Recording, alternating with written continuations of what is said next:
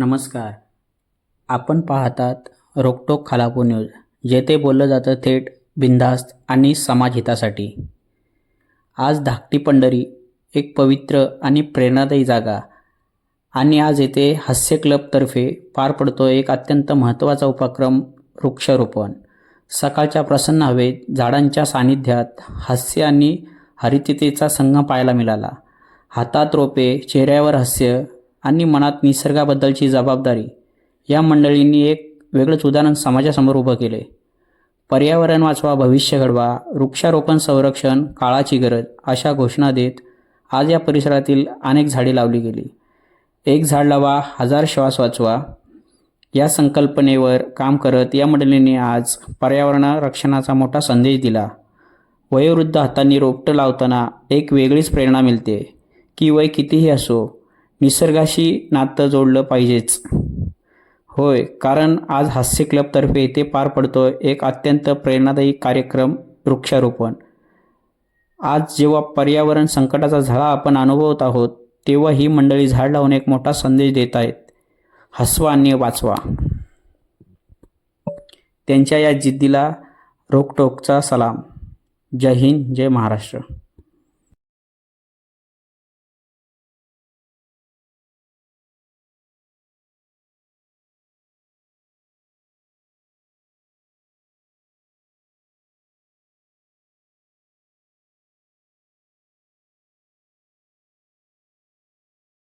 नमस्कार सर्वांना.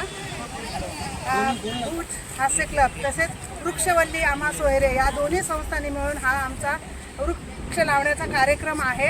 आणि सासगाव धाकटी पंढरी या ठिकाणी या कार्यक्रमाची आम्ही सुरुवात करत आहोत. तसेच भूज क्लबच्या वतीने 1000 झाडे आम्ही लावण्याचा प्रण घेतला आहे आणि तो मोठ्या संख्येने आम्ही आज इथे उपस्थित आहोत. आमचे हास्य क्लबचे सदस्य, भूज हास्य क्लबचे सदस्य, तसेच वृक्षवल्ली आम्हा सोयरे या संस्थेचे सगळे पदाधिकारी यांचं देखील मी मनापासून धन्यवाद करते की त्यांनी पण आमच्याबरोबर या उपक्रमामध्ये सहभाग घेतला आणि आमच्या सर्व साधकांनी मोठ्या संख्येने या उपक्रमात भाग घेतला. आम्ही झाडे लावा आणि झाडे जगवा, नुसतं लावणं नाही तर आमचा उपक्रम असा आहे की झाडे लावायची त्याचबरोबर ती जगवायची सुद्धा. आणि त्यामध्ये आम्ही जे मागच्या वर्षी लावलेली झाडे त्यातली बरीच काही झाडे आम्ही जगवली आहे. 99% झाडे जगवली आहेत आणि ते सुद्धा आम्ही यावर्षी जी लावणार आहेत त्याचं सुद्धा नुसतं झाडे लावणार नाही तर ती पुढे जगवण्याचा देखील आम्ही एक वेगळा समाजाला संदेश देणार आहोत. धन्यवाद. झाडे लावा, झाडे लावा,